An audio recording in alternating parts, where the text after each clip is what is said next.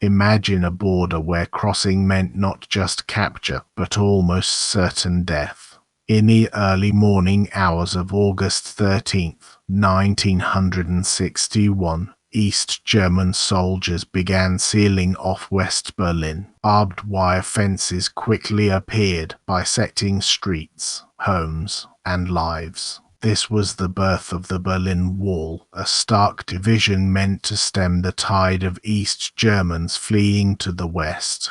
But what began as a simple barrier would soon evolve into something far more sinister.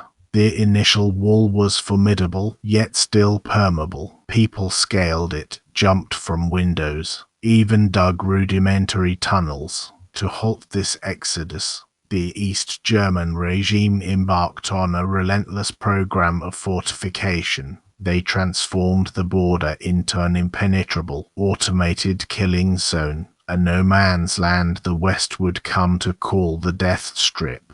The official East German term was Grenzstreifen, or border strip. Its purpose was clear: to prevent Republic flucht, defection from the Republic, at any cost. This wasn't merely a fence, it was a layered system meticulously designed to detect, deter, and ultimately eliminate anyone attempting to cross. First, there was the Vorderlandmauer, the forward wall, often a simple concrete barrier or fence facing West Berlin. Beyond this lay the first cleared zone, typically a broad, open expanse of raked sand or gravel. Every footprint, every disturbance, was instantly visible to patrolling guards, revealing any attempt to breach the perimeter.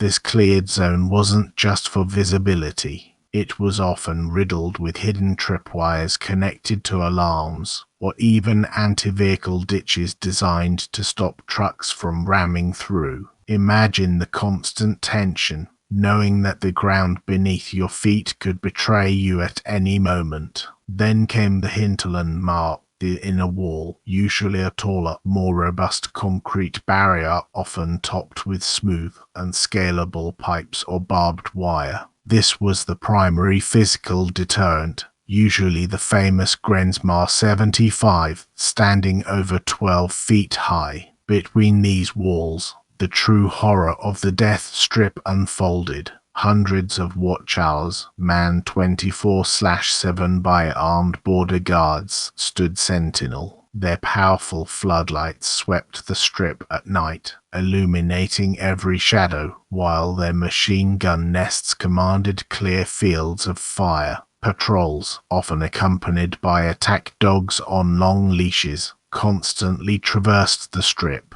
The sound of barking dogs and the crunch of boots on gravel became a chilling lullaby for those living near the wall, a constant reminder of the ever-present danger. The shoot-to-kill order, or Schießbefehl, was unofficial but widely understood. Guards were instructed to prevent escape by any means necessary, creating a moral minefield for those tasked with enforcing the border. Many would later face trial for their actions. Despite this elaborate and lethal system, the human spirit of freedom proved unyielding. Thousands still attempted to cross, driven by desperation, a longing for family, or simply the desire for a better life. Their ingenuity and courage knew no bounds. Some of the earliest attempts involved simply running for it, often ending tragically. Peter Fetcher, just 18 in 1962, was shot while attempting to scale the wall and bled to death in the Death Strip,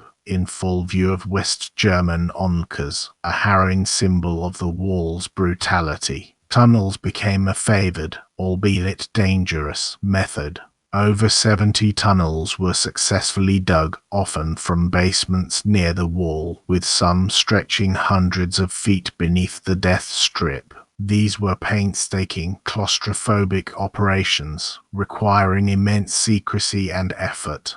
Other escapes were incredibly creative. In 1979, the Strelzik and Wetzel families famously escaped in a homemade hot air balloon, soaring over the Death Strip to freedom. Another man constructed a miniature submarine to cross the Baltic Sea. Vehicle escapes also occurred, though less frequently as the fortifications grew. Buses, trucks, and even armored cars were sometimes used to ram through weaker sections of the wall, often under a hail of gunfire. Swimming across the Spree River or other canals bordering the wall was another desperate gamble. The freezing water, strong currents, and underwater obstacles, combined with patrolling boats and armed guards, made these attempts incredibly perilous. By the time the wall fell in 1989, at least 140 people had died attempting to cross, many in the very heart of the death strip.